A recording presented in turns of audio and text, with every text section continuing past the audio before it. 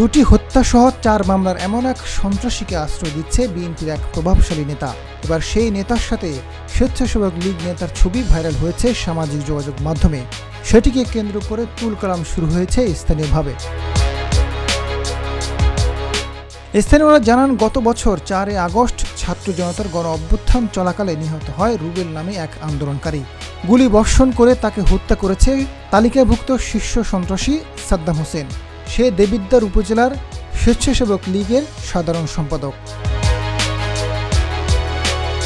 হাসিনার পলায়নের পর পালিয়ে যায় সাদ্দাম।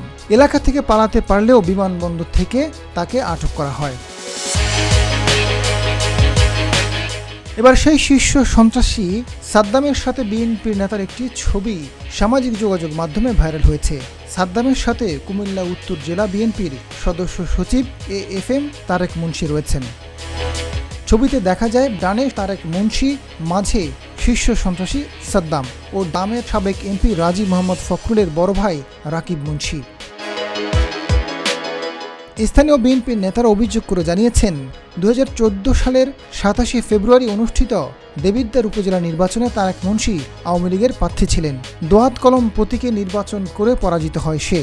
ওই নির্বাচনে গণসংযোগ চলাকালে বিএনপির সাবেক MP মঞ্জু মুন্সির গাড়িতে গুলিবর্ষণ করে সাদ্দাম। এদিকে নির্বাচনে তারেক মুন্সি হেরে গেলে সাবেক MP রাজি মোহাম্মদ ফখরুলের নির্দেশে বিএনপির সাবেক MP সহ 57 জনকে আসামি করে মিথ্যা মামলা দায়ের করে।